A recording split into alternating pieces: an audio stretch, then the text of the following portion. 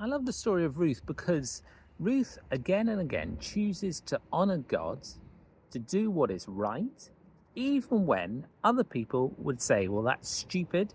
You should compromise your standards in order for things to work out practically for you now. And she doesn't do that. And not to spoil the end of the story, in the end, it all works out for good. And that'll always be the case. That's what the Bible promises. When we decide to live with biblical integrity, honor God above all else, in the end, it will be good. And if it's not good, it's not yet the end.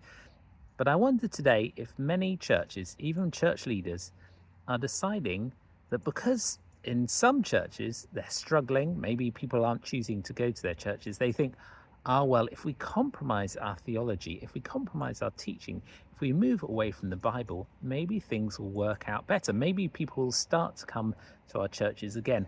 And sometimes that'll work out a little bit for a little while.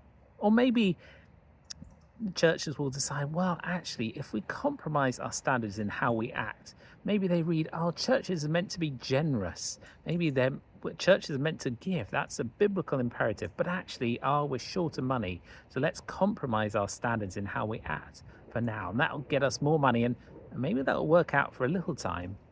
But in both of these circumstances, when we compromise our standards with our theology, with our practice, in the end, it'll work out worse. That's been my experience.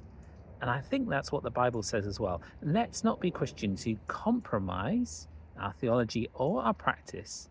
Let's be more like Ruth, who when she could see no way forward, she honored God above all else, and it worked out for good in the end.